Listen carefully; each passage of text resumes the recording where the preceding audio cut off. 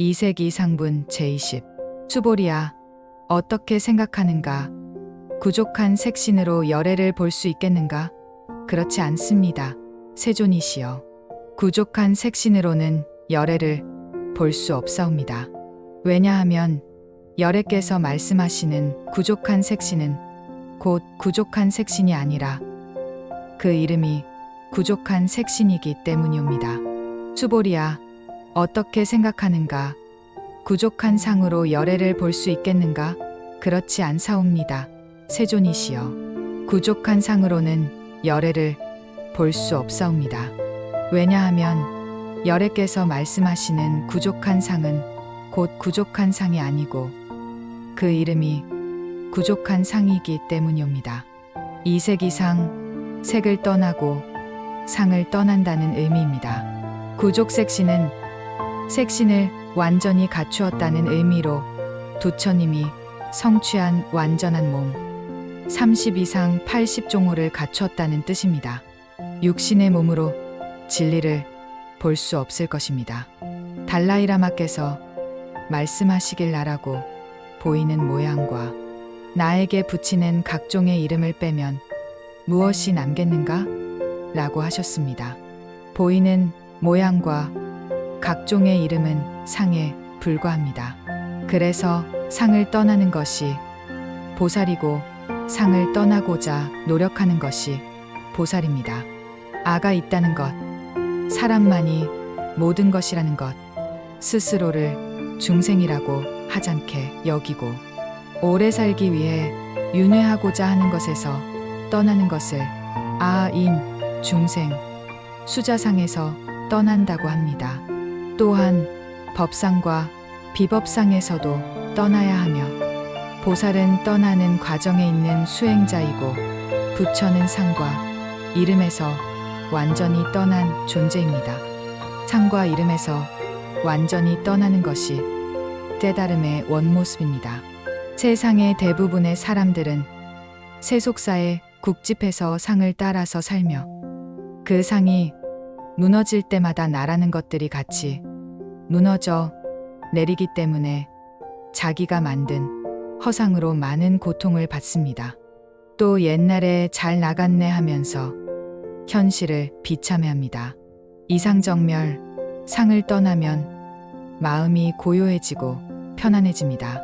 부처님께서 구족한 색신으로 부처를 볼 수 있는가라고 묻자 색신으로는 부처를 볼 수 없다고 대답합니다. 구족한 색신, 즉 30 이상 80종호로는 열애를 볼 수 없다는 것은 법을 깨닫지 못하고는 열애가 아니라는 말입니다.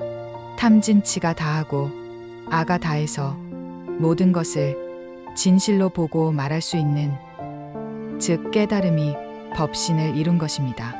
하지만 30 이상 80종호가 깨달음은 아니지만 깨달음을 이루는 도구로는 필요합니다. 우리의 육신은 가좌된 몸으로 결국은 사라질 것들이기 때문에 열애 진리를 볼 수 없습니다. 모든 있는 바 모양들은 변하고 변해서 전부 허망한 것입니다. 구족한 육신은 실제 구족한 것이 아니라 이름만 구족한 것입니다. 색신은 단지 방편일 뿐이며 부처님의 본질은 외형이 아닌 깨달음에 있습니다. 부처님의 살이라는 것도 수세 사람들이 신심을 내기 위해 도움되는 것들이지 그러한 것들에 집착해서는 안 됩니다. 왜냐하면 존재하는 모든 것들은 전부 다 변하는 것이고 자성이 없기 때문입니다. 여러분들에게 법회할 때마다 욕심을 버리라고 하는데 여러분들이 가고 난 다음에 여러분들이 욕심 버린 것을 주워보려고 하면 욕심 버린 것이 하나도 보이지 않습니다. 웃음. 티베트 망명정부 총리를 두 임기나 지내신 삼동림 포체께서는 총리 임기가 끝나고 물러나서는 산에 톡을 하나 지어놓고 마지막 갈 준비를 하십니다. 사람 사는 것이 이렇듯 단출해야 합니다. 옛날 중국의 방거사라는 분이 계셨습니다. 원래 부호로 잘 살다가 득도한 이후에는 재산을 가난한 사람들에게 모두 나누어 주고 초가삼간에서 집신을 삼고 농사를 해서 생계를 꾸렸습니다.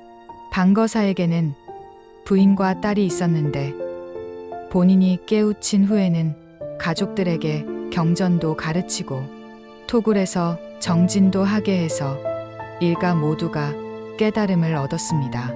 어느 날 방거사가 입적할 것을 미리 짐작하고서 딸에게 정오가 되면 알려달라고 얘기했는데 딸이 아버지가 가실 것을 미리 알고 정오가 되기 전에 방에 들어가 먼저 입적하고 말았습니다. 방거사가 딸을 다비시키고 본인도 입적했는데 이를 친구가 다비해주고 유골을 부인에게 가져다 주니 이 소식을 들은 부인은 밭을 매다가 빗자루를 들고 선 채로 입적했다고 합니다. 가사를 입었는지 입지 않았는지가 중요한 문제가 아니라 열심히 수행정진하면 제가자들도 깨달음을 얻을 수 있습니다. 모든 모양이 자성이 없는 줄을 본다면 곧 진리공성을 볼 수 있습니다. 부처님의 가르침도 번뇌의 강을 지나면 버려야 하는 것이거늘 어떠한 것에 의지해서는 진리를 볼 수 없고 삶도 편안하지 않습니다. 스님이 항상 겁에 의지해서 정진해야 함을 얘기하는데 많은 사람들은 아무리 그래도 나는 돈이 많아야겠다. 그래도 나는 권력이 있어야겠다. 그래도 남보다 좀 나아야겠다라고 생각합니다. 이러한 생각을 갖고 평생을 고민하고 고생하다가 허망하게 가게 됩니다. 죽음에 이르러서는 모든 것이 허망하다는 것을 분명히 알아야 합니다. 진실로 중요한 것을 보기 위해서는 보이는 것에 속지 않아야 합니다. 비설소설분 제21 수보리야, 그대는 열애가 내가 설한 법이 당연히 있다는 생각을 한다고 말하지 말라. 그러한 생각을 하지 말아야 하니 왜 그러한가? 어떤 사람이 열애께서 설하신 법이 있다고 한다면 이는 곧 부처를 비방하는 것이 되나니 내가 말한 참된 뜻을 모르는 것이니라. 수보리야, 법에 대해 설명한다고 하지만 법 자체는 설명할 수 없는 것이며 그 표현이 법을 설명한다고 하는 것이니라. 그때 해명 수보리가 부처님께 말씀드렸다. 세존이시여, 먼 훗날 이 가르침을 듣고 믿음의 마음을 내는 중생이 조금이라도 있겠습니까? 부처님께서 말씀하셨다. 수보리야, 그들은 중생이 아니며 중생이 아닌 것도 아니니라. 왜냐하면 수보리야, 중생이라고 하는 것은 열애가 중생이 아닌 것을 설명하려고 그 표현을 중생이라고 한 것이다. 비설소설, 설한 바 없이 설했다는 의미입니다. 부처님께서는 70세를 넘기셔서 하신 설법에서 열애가 설한 법이 없다고 하셨습니다. 이 뜻은 무엇일까요? 부처님께서 중생들에게 말씀하신 것은 어떤 진리가 있어 이를 말씀하신 것이 아니라는 의미입니다. 우주에 존재하는 일체의 것 중에 변하지 않고 영원히 존재할 수 있는 것은 없고 내 몸 그리고 나 이외의 객관적인 대상뿐만 아니라 일체의 개념이나 진리 또한 마찬가지입니다. 부처님께서는 모든 만물은 고정불변한 실체가 있는 것이 아니라 인연 따라 일어났다. 인연 따라 사라질 뿐이라는 연기에 대해 말씀하셨을 뿐입니다. 법에 대해 설명했지만 법 자체는 설명할 수 없는 것이며 그 표현을 법을 설명한다고 하는 것입니다. 이 말은 고통을 벗어나는 방법에 대해서는 설명했지만 이 법 자체가 절대적인 것이 아니라는 의미입니다. 고통에서 벗어났다면, 병을 치료했다면 그 약이 더 이상 필요하지 않은 것과 같은 이치입니다. 부처님께서는 진리라는 말 자체도 영원성을 갖고 있지 않고 우리가 지어낸 개념일 뿐이라고 하시고 절대적인 진리가 없다는 것이 진리라고 하셨습니다. 이에 대한 몇 가지 예를 들어보겠습니다. 내 몸을 포함한 우주의 일체 모든 것은 성주괴공의 과정을 거칩니다. 어떤 대상이 만들어지는 과정이 성이고 그 대상이 존재하는 것이 주이며 그 대상이 소멸하는 것이 괴이고 본래의 성질로 돌아가는 것이 공입니다. 청량과 성냥불의 예를 다시 들어보겠습니다. 청량이 성냥갑에 부딪히기 전에는 불이 존재하지 않았습니다.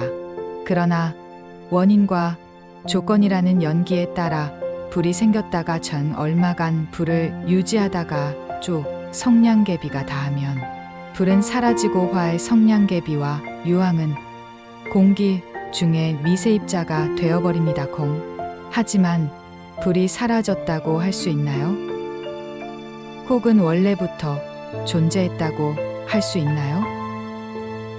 불은 원인과 조건이라는 연기에 따라서만 존재하는 것이지 원래부터 존재했던 것도 아니고 사라진 것도 아닙니다. 시계의 예를 더 들어보겠습니다. 시계를 만드는 과정은 성이고 우리가 시계의 작동 시한까지 시계를 차고 다니는 것은 주이며 시계가 고장나고 녹슬어서 더 이상 시계로서 쓸모가 없어지는 단계가 괴이고 각 부품의 원소적 성질만 남아있는 단계가 공입니다. 그렇다면 시계 각 부품의 원소적 성질은 영원한 것인가요? 그렇지 않습니다.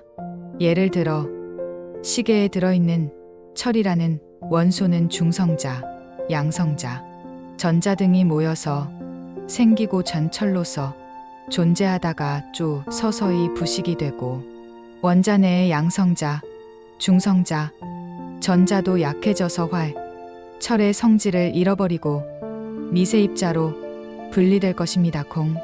내 몸도 어떤 대상도 법도 우주도 성주괴공의 단계를 거칩니다.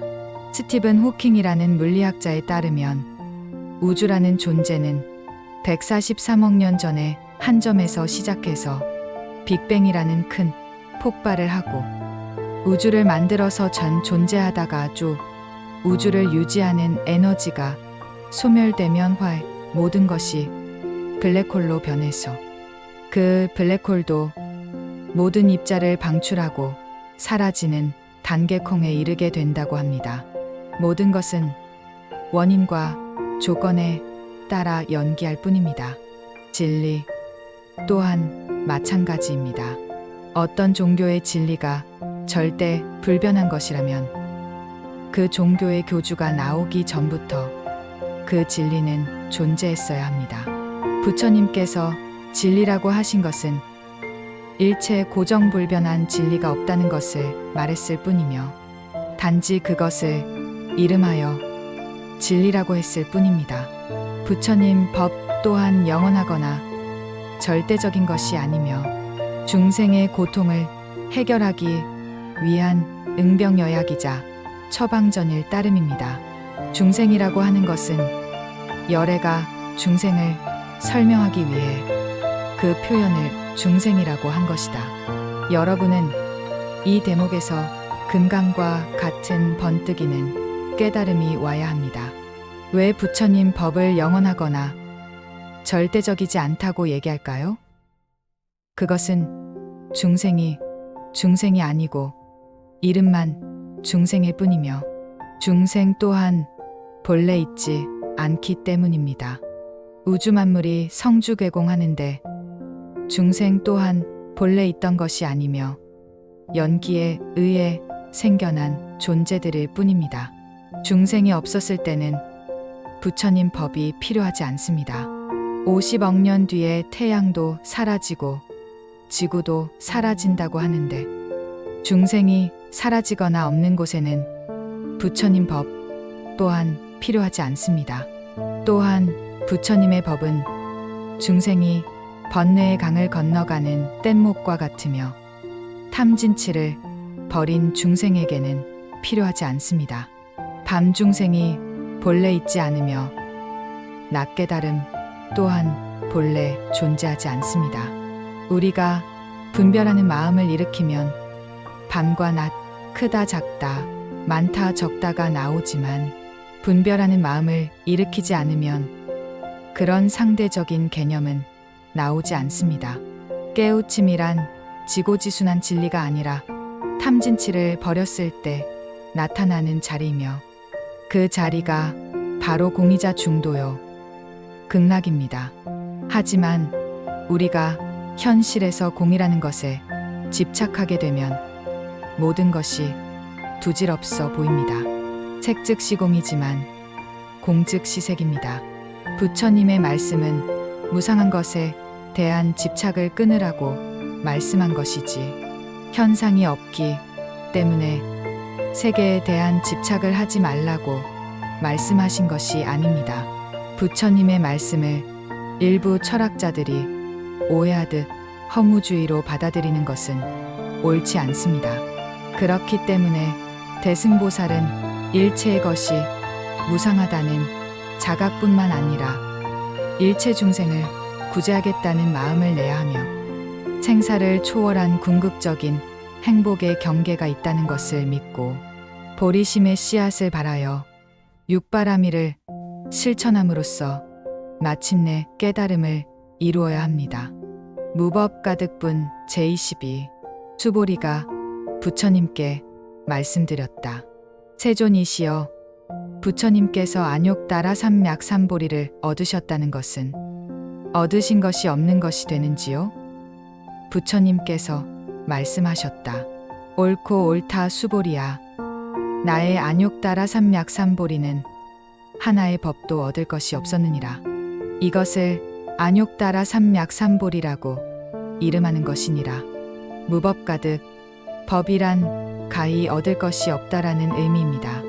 영원불멸한 것이 있다면 얻을 것이 있을 것입니다. 영원한 것이 없기 때문에 부처님께서 그렇게 말씀하신 것입니다. 수보리가 부처님께 안욕따라 삼맥삼보리를 얻은 것은 얻은 바가 없는 것입니까? 하고 묻습니다. 안욕따라 삼맥삼보리라는 것은 욕심을 다 버린 것인데 얻을 것이 무엇이 있겠습니까? 예, 욕심을 다 버린 것이 진리일까요? 욕심이라는 것이 결국은 고통을 일으키는 것이라는 것을 부처님께서 잘 알고 계시기 때문입니다. 신이라는 것도 허망한 것이고 이 몸이라는 것도 허망해서 연기로 이뤄져 언제 가도 가는 것입니다. 단 한 가지도 위로받을 것이 없다는 것을 아는 것, 그것이 바로 부처가 된다는 것입니다. 이렇게 되면 오늘 가더라도 아무런 문제가 없고 사는 것도 죽는 것도 즐겁게 여여하게 할 수 있습니다. 중생은 죽는 것은 물론 즐겁지 않을 뿐만 아니라 사는 것 또한 즐겁지 않습니다. 다만 즐거운 척을 할 뿐입니다. 불교의 수행은 버리는 것이며 이를 제대로 하지 못하면 불교의 수행이라고 할 수 없습니다. 중생은 식욕, 재물욕, 명예욕, 수면욕, 성욕 등 기본적인 욕망을 충족하는 것을 모든 행복의 근원이라고 생각하지만 그러한 욕망들이 진정한 행복을 가져다 주는 것인지 본인이 한 생을 살아가면서 버리지 않고 살 수 있는 것이 무엇인지 깊이 성찰해 보아야 합니다. 본인이 욕심을 버리지 않더라도 어차피 가질 수 있는 것은 아무것도 없습니다. 기본적인 욕망에 집착할수록 탐진치가 강해져서 삶이 고통스러울 수밖에 없습니다. 연기의 법칙이 우리 삶의 원리이자 우주의 원리입니다. 수행을 해야 하는 것은 수행의 모든 부분들이 결국은 버리는 작업들이기 때문이고, 그렇게 해서 우리가 행복해질 수 있기 때문입니다. 약간의 위로를 받는 것으로 신행생활을 해서는 안 됩니다. 그 위로도 결국은 허망한 것입니다. 정진하지 않고 행복해진다는 것은 모래를 쪄서 밥을 짓는 것과 같습니다.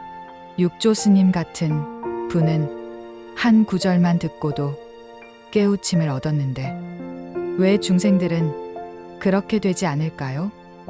그것은 우리들이 애써서 정진하지 않기 때문입니다. 정진하지 않으면서 오래 사는 것은 결국 욕심만 깊어져서 점점 타락할 뿐입니다. 지금부터 10년, 20년 더 살 수 있을 것이라 착각하면 안 됩니다. 사람이 죽는 것은 수천 가지 이유가 있습니다. 여러분들도 주위 사람들이 사고나 병으로 제명을 다하지 못하고 갑작스럽게 가는 것을 얼마나 많이 보고 듣습니까? 인간의 몸을 받은 이 좋은 기회에 수행하지 않고 함부로 시간을 낭비해서는 안 되며 행복해지는 연습을 해야 합니다. 모두가 행복하고자 하지만 버리지 않고 수행하지 않고는 행복해질 수 없습니다.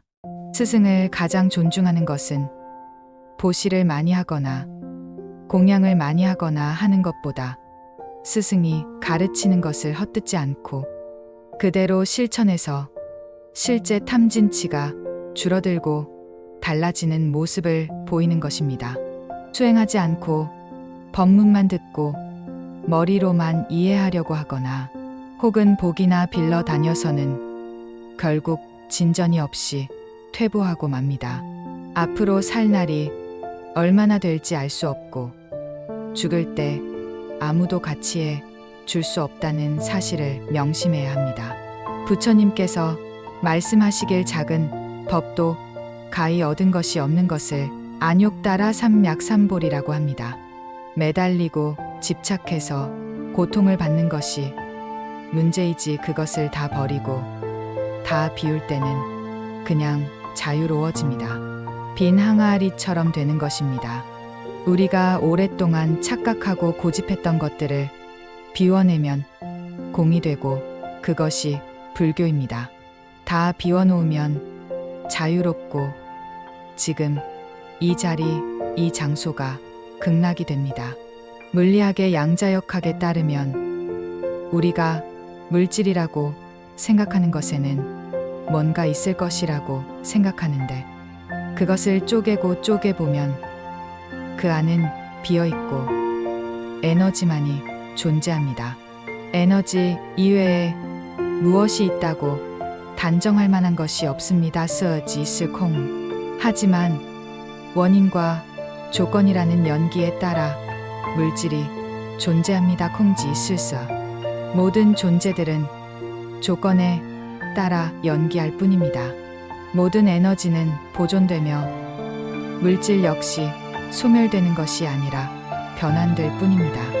과학이 발달함에 따라 증명할 수 없는 것들을 주장하는 신을 믿는 종교들은 부정당할 수밖에 없습니다. 이러한 문제들 때문에 서구에서 기독교가 쇠락해가고 있는 원인이 되고 있습니다. 이러한 모든 과학적인 발견들은 부처님이 2600년 전에 말씀하신 것에 아주 작은 부분들을 증명하고 있을 뿐입니다. 정심행선분 제23 그리고 수보리야. 이 진리는 평등하여 높고 낮음이 없기에 안욕따라 삼맥삼볼이라고 표현하는 것이니라. 아상도 없고 인상도 없으며 중생상도 없고 수자상도 없느니라. 온갖 선법을 실천하면 곧 안욕따라 삼맥삼보리를 얻게 되는 것이니라. 수보리야. 선법이라 말하는 것은 열애의 가르침이 곧 선법이라는 것이 아니라 그 표현이 선법인 것이니라. 정심이란 깨끗한 마음인데 욕심이 없는 마음, 개정회의 마음이 일어나는 것이 정심입니다. 깨끗한 마음으로 선을 행한다는 뜻입니다. 여기에서 선을 행하라는 의미는 대립적인 선악의 개념이 아니라 전부 다 버려서 지극히 착해진 상태입니다. 책 속에서는 상대적인 선과 악을 이야기합니다. 누구보다 착하다, 누구보다 나쁘다, 상대적으로 깨끗하다 등등. 정심에서 말하는 깨끗한 마음은 그러한 상대적, 대립적 깨끗함이 아닌 공성체험이 되어서 나오는 도인의 깨끗함입니다. 그런 상태에서 행하는 선은 자비심이 바탕이 되어야 합니다. 이 진리는 평등에서 높고 낮음이 있지 않고 이것을 이름하여 안욕따라 삼약삼볼이라고 합니다. 육조 해능 스님이 다른 사람이 금강경을 읽는 것을 듣고 깨달음을 얻고 난 후에 인가를 받고자 오조 홍인 스님을 찾아 뵈었습니다. 홍인 스님이 해능 스님을 보고 남쪽에 오랑캐가 무슨 법을 배우러 왔는가 라고 하자 해능 스님이 사람이야 남북이 있지만 법에 남북이 있겠습니까? 라고 했습니다. 부처님이 얻으신 최고의 깨달음인 안욕다람 삼약삼보리무아와 공성는 누구나 평등하게 깨달음을 얻을 수 있습니다. 진리의 비가 내리되 낮은 나무, 높은 나무, 뿌리가 깊은 나무, 뿌리가 얕은 나무가 공평하게 비를 빨아들입니다. 모든 중생은 근기와 업에 따른 차이가 있을 따름이며 그 차이에 따라 각자 사람이라는 모양, 동물이라는 모양으로 또 사람도 각자 다른 모양으로 나왔을 뿐입니다. 한 사람, 개 한 마리, 새 한 마리도 생명의 가치라는 측면에서는 평등한 것이고 모두 행복하려고 한다는 점에서도 평등합니다. 안욕따라 삼약삼보리는 나를 고집하여 차별을 일으키는 것이 아니라 공성을 체험함으로써 일체 중생이 모두 평등하다는 생각을 갖는 것입니다. 그러면 자연스럽게 모든 중생을 건져야 한다는 생각을 갖게 됩니다. 아상, 인상, 중생상, 수자상이 없이 선법을 실천하면 안욕따라 삼약삼보리를 얻게 되는 것입니다. 열애의 가르침이 선법이라는 것이 아니라 그 표현이 선법인 것입니다. 사상이 없으면 내 고집대로 하지 않을 것이고 억지로 뭘 하려고 하지 않으니 분노심도 일으키지 않을 것입니다. 만약 불교를 믿으니 나는 착한 사람이야. 나는 계율을 잘 지키고 내가 가진 것을 남과 나누고 베푸니 나는 착한 사람이야 라고 생각한다면 착한 나에게 집착하는 또 다른 아가 생기게 됩니다. 그래서 불교를 믿지 않는 사람들에게 선민의식을 갖게 된다면 결코 선이라고 할 수 없습니다. 선한 고집이 생기고 아집이 이뤄져 오히려 더한 악이라고 할 수 있습니다. 인류 역사상 이러한 종교적인 선민의식 때문에 얼마나 많은 종교 전쟁이 일어났습니까? 중세에 벌어졌던 십자군 전쟁은 말할 필요도 없고 현재 벌어지고 있는 이스라엘과 팔레스타인의 전쟁 또한 종교적인 선민의식에서 비롯된 비극이라고 할 수 있습니다. 그래서 선법이라는 것은 내가 선법을 행했다고 생각하지 않을 때, 사상이 사라졌을 때 궁극적인 선법이 되는 것입니다. 책 속에서 말하는 선은 악을 없애는 상대적 처방이지 집착의 대상이 아닙니다. 정치에서도 여당과 야당이 있는데 어느 한 곳이 항상 옳을 수는 없는 것입니다. 하나에 집착하는 것은 또 다른 악을 낳는 것입니다. 나는 깨끗해서 옳고 너는 그렇지 않다는 생각에 빠지면 그것은 악한 사람입니다. 그런 마음으로 선을 행한다면 선을 행하지 않은 사람보다도 더 낮은 사람입니다. 선을 행한다고 착하다고 생각할 일도 아니고 누가 알아준다고 기쁘게 생각할 일도 아닙니다. 몇 년을 수행했다고 내세울 일이 있을까요?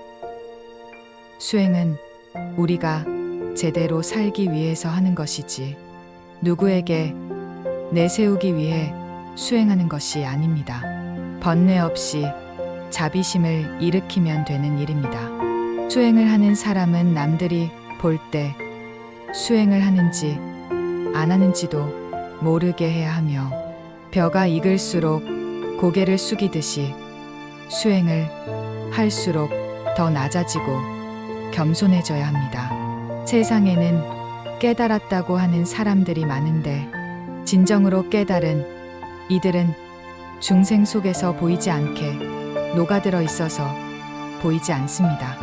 선행을 해도 자각하지 않고 수행이 높아도 내세우지 않아야 진정한 깨달음에 가깝게 다가갑니다.